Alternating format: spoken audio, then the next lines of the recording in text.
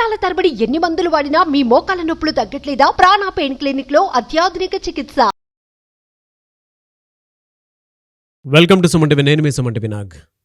కోల్కతా ఇన్సిడెంట్కి సంబంధించిన దాంట్లో ఈరోజు కనుక మనం చూస్తే junior doctors post mortem report మీద కొన్ని అభ్యంతరాలు వ్యక్తపరుస్తున్నట్లు తెలుస్తోంది. అయితే ఇవాళ సుప్రీంకోర్టు హీరింగ్స్ తర్వాత కూడా చాలా విషయాలు వెలుగులోకి రావటం జరిగింది. అండ్ అక్కడ ఉన్నటువంటి గవర్నమెంట్ దీనిపైన ఏ రకంగా చూసుకున్నా కూడా జస్టిస్ త్వరితగతిన వచ్చే అవకాశం ఉందో లేదో అనేటువంటి ఆలోచనతోటి ఆ సైడ్ నుంచి కొన్ని నెగటివ్స్ కూడా చేస్తున్నాయి అనేటువంటి విషయాలు అయితే మనకు చూసేటప్పుడు కొన్ని అర్థమవుతూ ఉంటాయి. ఎందుకు ఇలా జరుగుతుంది, దీనికి సంబంధించినటువంటి వాటిల్లో వెనక హస్తం ఏముంది అని ఈరోజు మనతో పాటు హైకోర్టు అడ్వకేట్ రవీంద్రనాథ్ గారు ఉన్నారు. వారి మాట్లాడి తెలుసుకుందాం. నాగరాజు గారు, జస్టిస్ అభయ అని ఈ కేసు ఏదైతే గడిచిన కొద్ది 54 రోజులుగా ఈ కథనం ఏదైతే కంటిన్యూషన్ అవుతుందో, నిన్న నిరసనకారులకు కూడా ఉవ్వెత్తున వాళ్ళ యొక్క నిరసనలు కూడా తెలపడం జరిగింది. దీనికి సంబంధించి ఇప్పటివరకు ఉన్నటువంటి అప్డేట్స్ నేను మీతో పంచుకునే ప్రయత్నం చేస్తాను.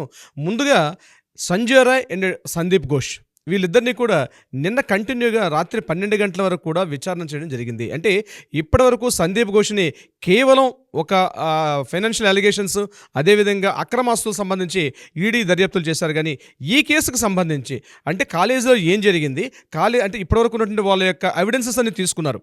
అంటే ఇందులో కాలేజీలో సందీప్ ఘోష్ యొక్క హస్తం ఉందని ఎప్పుడైతే కన్ఫర్మ్ చేసుకున్నారో, ఈ కేసుకు సంబంధించి జస్టిస్ అభయ సంబంధించి ఏం మార్పులు జరిగాయి, ఇతను చేసినటువంటి ప్రవర్తన ఏమిటంటే పూర్తిగా మనకి వెలుగులో రానప్పుడు కూడా ఎక్స్క్లూజివ్గా ఓన్లీ రాత్రి 12 గంటల వరకు కూడా సందీప్ ఘోష్ని ఈ విచారణ చేసినట్టుగా తెలుస్తుంది మనకి. దీని మీద సంజయ్ రాయ్ని మాట్లాడడం జరిగింది, సందీప్ ఘోష్ని కూడా మాట్లాడడం జరిగింది.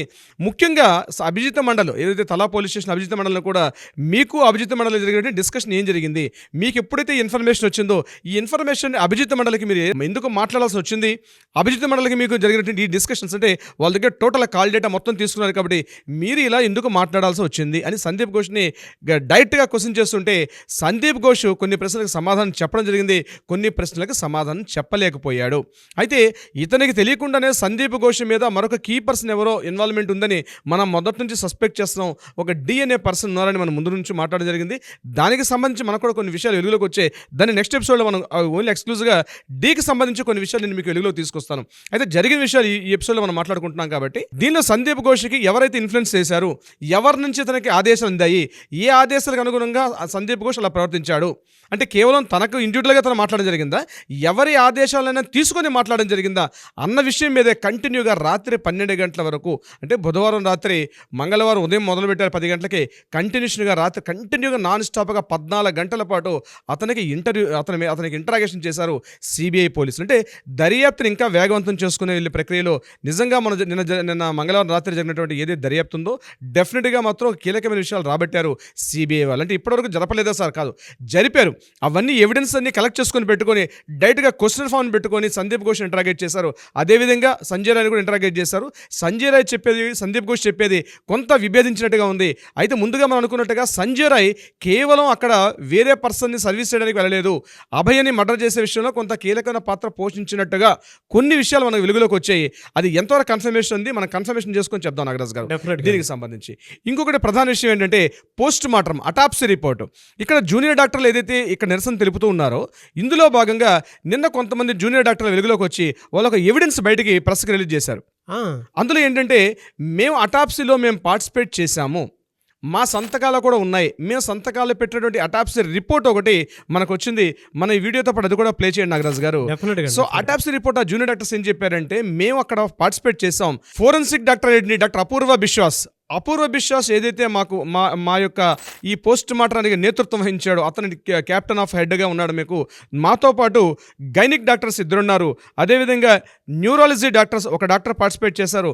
ఫోరెన్సిక్ సంబంధించి డాక్టర్ ఈ అపూర్వ బిశ్వాస్ పార్టిసిపేట్ చేశారు. 2 రెసిడెంట్ డాక్టర్స్, ఒక పీజీటీ స్టూడెంట్ కూడా మాతో పాటు ఉన్నారని చెప్తూ ఒక 5 డాక్టర్ల సిగ్నేచర్, అంటే మొత్తం పోస్ట్ మార్టం రిపోర్ట్ వెలుగులోకి తీసుకొని రాలేదు, కొన్ని సుప్రీంకోర్టు గైడ్లైన్స్ వల్ల టోటల్ పోస్ట్ మార్టం రిపోర్ట్ తీసుకున్నప్పుడు కూడా కింద సిగ్నేచర్స్ అయితే ఏం పెట్టారు, మేము మందిని కన్ఫర్మ్ చేస్తున్నామని చెప్తూ జూనియర్ డాక్టర్స్ యొక్క బృందం ఒక 5 సంతకాలు పెట్టిన ఒక లెటర్ని బయటకు రిలీజ్ చేయడం జరిగింది. దేనికి ఈ విషయం గురించి మనం ఎందుకు మాట్లాడుకుంటున్నాం అంటే, పోస్ట్ మార్టం మేము చేసేటప్పుడు మాకు తెలియకుండానే చాలా ఫోర్స్ మా మీద ఉంది. అంటే యాక్చువల్గా ఒక పోస్ట్ మార్టం రిపోర్ట్ చేయాలంటే అట్లీస్ట్ మినిమం టు మినిమం ఒక 1 అవర్ తీసుకుంటాం మేము కంప్లీట్గా. కానీ 17 మినిట్స్లో టోటల్ అటాప్సీ మొత్తం కూడా కంప్లీట్ చేయడానికి మాకు త్వరితగతిన పూర్తి చేయమని చెప్పి మాకు పైనుంచి అపూర్వ విశ్వాసకు కూడా గైడ్లైన్స్ వచ్చిందని చెప్పి దాని తగ్గట్టుగా మేము ఎప్పుడైతే లోపల అటాప్సీ చేస్తున్న రూమ్లో ఉన్నామో మాకు ఇమీడియట్గా తొందరగా చేయమని చెప్పి మాకు అపూర్వ విశ్వాస్ కూడా మమ్మల్ని ఫోర్స్ చేశాడు. అందుకని మేము ఇమీడియట్గా చెక్ లిస్ట్ అంటే మాకు రాసుకునేటప్పుడు అటాప్సీని చేసేటప్పుడు ఎలా ఉంటుందంటే, ఒకరు చెక్ చేస్తుంటారు. ఈ టోటల్ అటాప్సీ రిపోర్ట్ మొత్తం కూడా వీడియోగ్రఫీ చేశారు.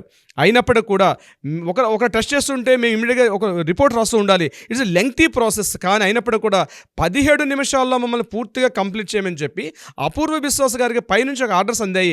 దాని తగ్గట్టుగా అతను తొందరగా ఈ ఫోర్స్ని చేశారు అని చెప్పి జూనియర్ డాక్టర్స్ 17 నిమిషాల్లోనే అయిపోవాలని చెప్పేశారు. పావు గంటలో కంప్లీట్ చేసేసేయండి అటాప్సీ రిపోర్ట్ అని చెప్పి దానికి తగ్గట్టుగా త్వరగా అతను ఇమీడియట్గా తీసుకెళ్లి పోస్ట్ మార్టం అయిపోగానే ఇమీడియట్గా క్రిమేషన్ కూడా చేసేయాలని చెప్పి వాళ్ళకి గైడ్లైన్స్ అందే. కాబట్టి మేము అనుకున్నట్టుగా ఈ యొక్క అటాప్సీ రిపోర్ట్ చేయలేకపోయాము అని చెప్పి వాళ్ళు బయటకు వచ్చి జూనియర్ డాక్టర్స్ మాట్లాడడం జరిగింది. ఎవరైతే ఈ అటాప్సీలో పార్టిసిపేట్ చేసినటువంటి డాక్టర్స్ ఇప్పుడు నేను చెప్పిన లిస్ట్లో వాళ్ళు బయటకు వచ్చి చెప్పారు. దాని తగ్గట్టుగా ఆ కంటెంట్ మొత్తం కూడా వాళ్ళు రాశారు, ఇది రిలీజ్ చేశారు. ఇక నెక్స్ట్ పాయింట్ ఏంటంటే, ఒక ఇంట్రెస్టింగ్ న్యూస్ ఒకటి జరిగింది నాగరాజ్ గారు. ఒకటి ఇవి ఇలా జరుగుతుండగానే జూనియర్ డాక్టర్స్ యొక్క ప్రతినిధుల బృందం మొత్తం కూడా ఆర్జికర్ మెడికల్ కాలేజీలో ప్రిన్సిపాల్ ఛాంబర్కి ఎదురుగుండా ఉన్నటువంటి పీజీబీ గార్డెన్స్ ఎదురుగుండా ఒక శిల్పాన్ని ప్రతిష్ఠించారు జూనియర్ డాక్టర్లు. ఆ శిల్పపు ప్రతిమ ఎలా ఉంటుందంటే, ఒక ఏడుస్తున్నట్టు ఆక్రందనలతో అరుస్తున్నటువంటి ఒక అమ్మాయి యొక్క ఆక్రందన, అంటే టోటల్గా హెయిర్ అంతా ఉండి గొంతు తరుస్తున్నట్టుగా ఒక శిలా విగ్రహాన్ని, ఒక శిల్పాన్ని అక్కడ ప్రతిష్ఠించారు.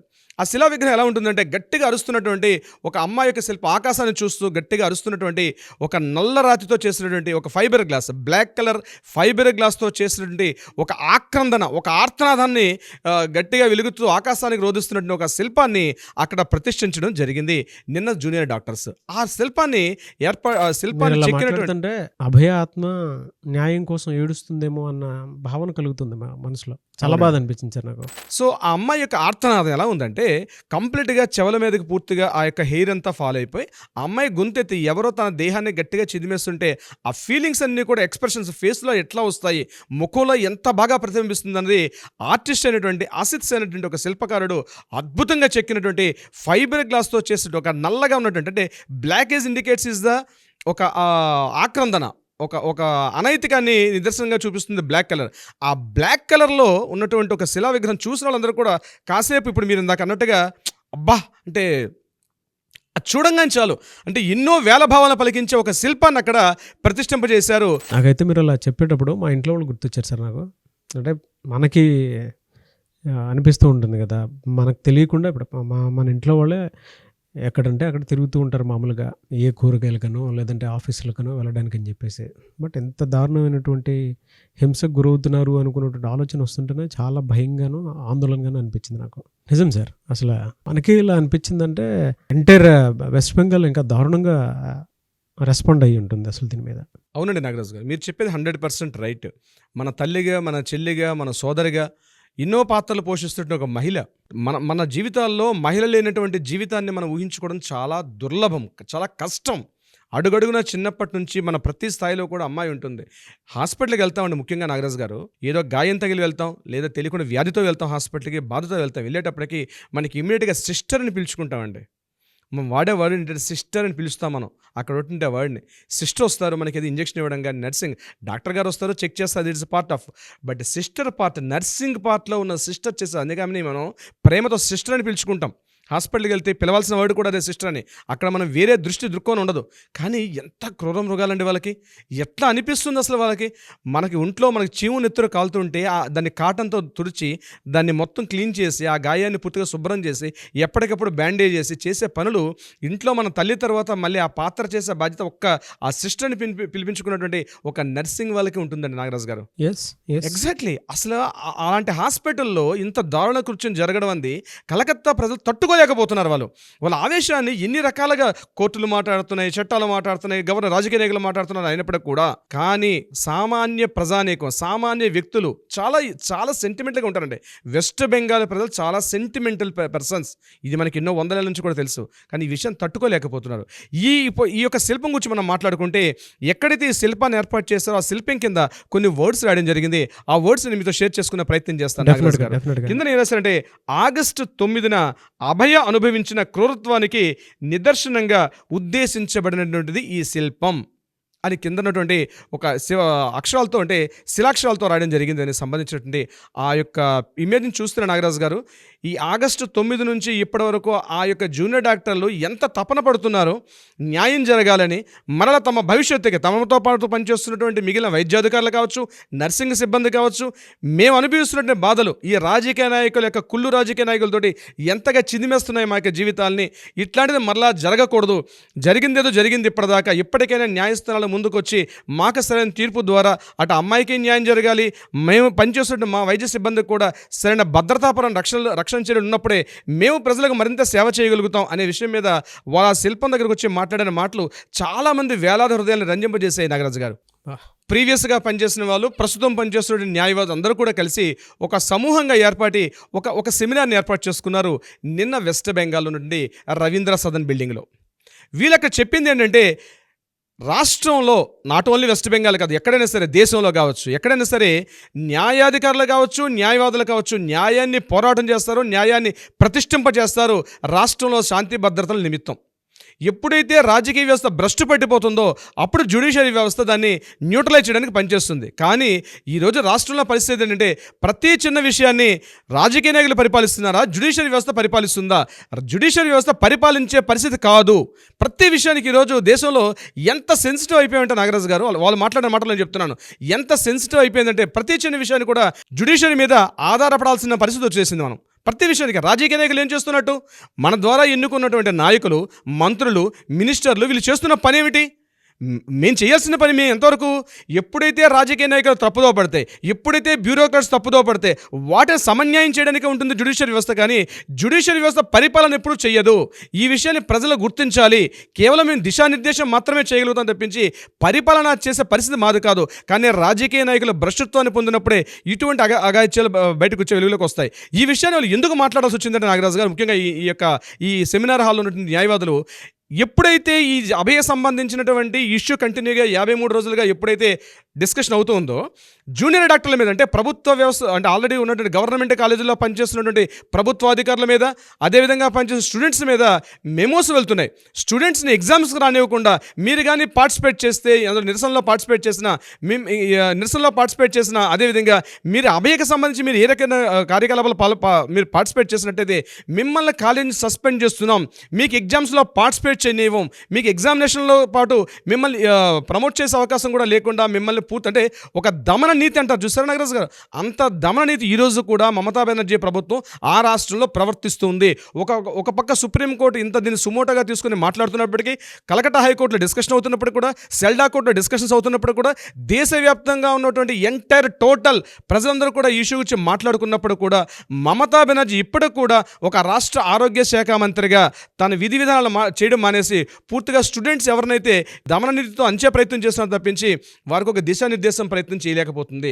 దీనికి ఉద్దేశించి ఈ యొక్క న్యాయవాదులందరూ మాట్లాడింది ఏంటంటే, రాష్ట్రంలో జ్యుడిషియరీ వ్యవస్థ కేవలం మేము దిశానిర్దేశం చేయగలుగుతాం, ఈ చట్టాలు ఎలా ఉన్నాయి న్యాయం చేయగలుగుతాం తప్పించి పరిపాలనా యంత్రాంగాన్ని మాత్రం చేసే డ్యూటీ మాది కాదు. ఇప్పటికైనా ప్రజలు తెలుసుకోవాల్సిన ఆవశ్యకత ఉంది. మమతా బెనర్జీ గారు ఇమీడియట్గా బయటకు వచ్చి ఈ విషయం మీద ఆరోగ్య శాఖ మంత్రిగా రిజైన్ చేసి బయటకు వచ్చి ఒక ముఖ్యమంత్రిగా కంప్లీట్గా శాంతి భద్రతలు ఎప్పుడైతే ఏర్పాటు చేయగలుగుతుందో ఈ విషయం అనేది అప్పుడు ఆగుతుంది, కొత్త చట్టాలు అమల్లోకి వచ్చే ప్రయత్నం చేస్తుందని చెప్పి న్యాయవాదులు మాట్లాడుకోవడం జరిగింది. నాగరాజు గారు, ఏదేమైనా దీనికి సంబంధించినటువంటి వాటిలో లోతుగా ఆలోచించాల్సి వస్తే మన మనోవేదన, మన సంబంధించినటువంటి ఎమోషన్స్ చాలా ఎక్కువ ఉన్నాయి. నేచర్లో ఆడవాళ్ళు అంటే ప్రకృతితో పోల్చి చూస్తాం మనం ఒక్కొక్క దేవతలాగా. దీనికి సంబంధించినటువంటి వాటిలో ఇక అమ్మవారి నవరాత్రులు కూడా నడుస్తున్నాయి కాబట్టి ఇంకా ఆవిడే చూసుకోవాలి ఏ విధంగా ఉంటుంది అనేది. ఏదైనా we want justice, we demand justice. Thank you so much Ravindranath garu. Thank you so much Nagaraju గారు.